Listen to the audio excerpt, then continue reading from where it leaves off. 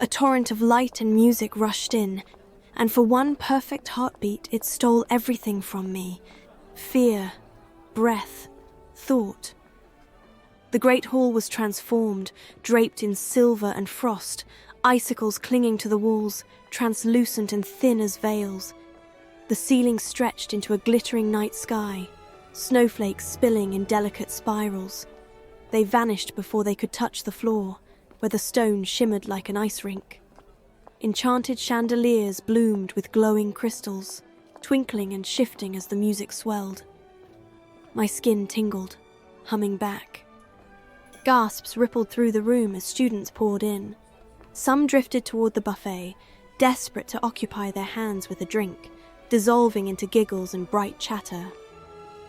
Anne shot me a toothy grin before clinking her glass with Nerida, one that said first drink of many. I grinned back, suddenly aware of my own stillness. My fingers tightened on Ominous's arm. He covered them with his own, cool, sure, unwavering. Every breath he drew was calm.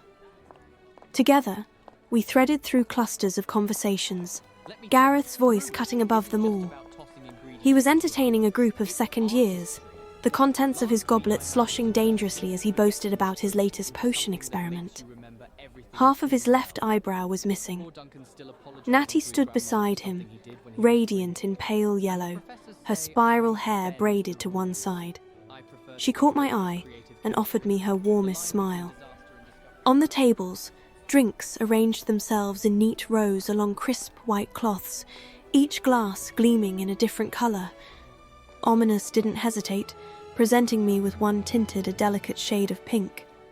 I thanked him softly, frowning a little before bringing it to my lips. It tasted of strawberry with a trace of mint, sweet, refreshing. My gaze snagged on Ominous's mouth as he took his first sip.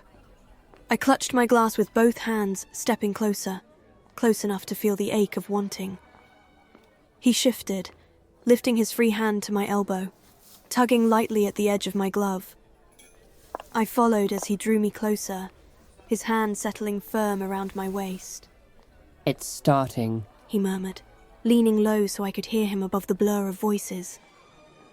And sure enough, the music rose, and as the first note of the waltz unfurled, the crowd began to shift. Gareth, still half laughing through his story, wasted no time. He spun toward Natty with an exaggerated bow. She rolled her eyes, but placed her hand in his with equal playful grace.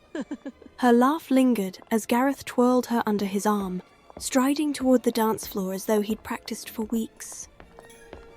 Near the buffet, Henrietta smoothed a hand over her pale lilac skirts, her expression unreadable until Norman offered his arm with quiet steadiness. She took it, their steps measured as they slipped among the dancers, her gaze lingering on his profile.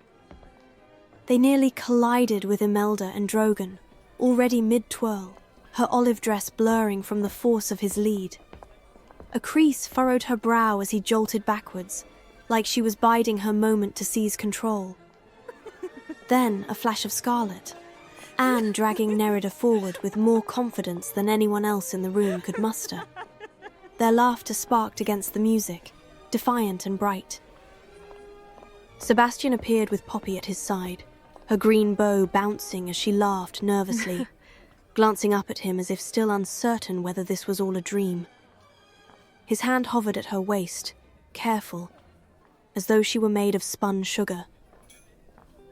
A hand pressed firmer at my back, anchoring me.